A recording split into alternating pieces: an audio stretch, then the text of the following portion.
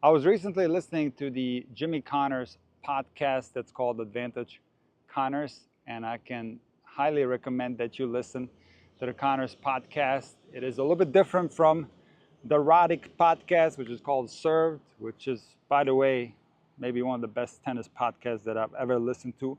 Have not missed a single episode. I love Andy Roddick, but also while Advantage Connors is a little bit of a different style, Jimmy talks about golf, he talks about some other things. He has some incredible insights, and it's a great podcast. I was proud that Jimmy was actually talking about Mel Purcell, my college coach. But as I was listening to the latest Jimmy Connors podcast with his son, Brett Connors, they were talking about the fact that Jimmy Connors, as an old man, played the tournament in Halle, Germany, with the old Prince Mano racket, and he actually made the quarterfinals, which got me to think about the following question that I'm going to ask in today's video, and I want you to answer this question in the comments.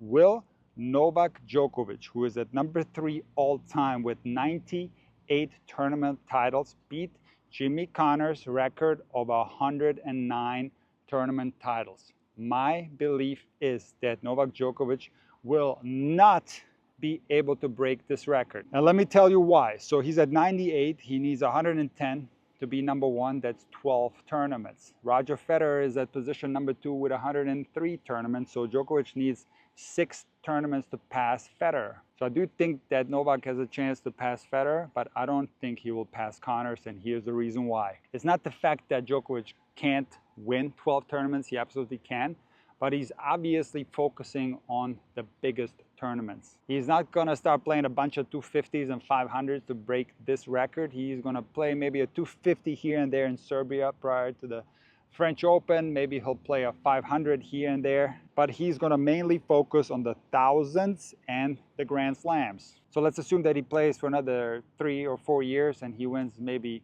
5, 6 250s or 500s over the next 3 or 4 years. Will he win another 6, 7 of those big titles? And while I do think that Novak still has a big push left in him, he can still take 1,000 titles, he can still take Grand Slam titles, I don't think that he's gonna win that many of them. Why do I say that? Because Father Time is undefeated. Novak is gonna start declining eventually.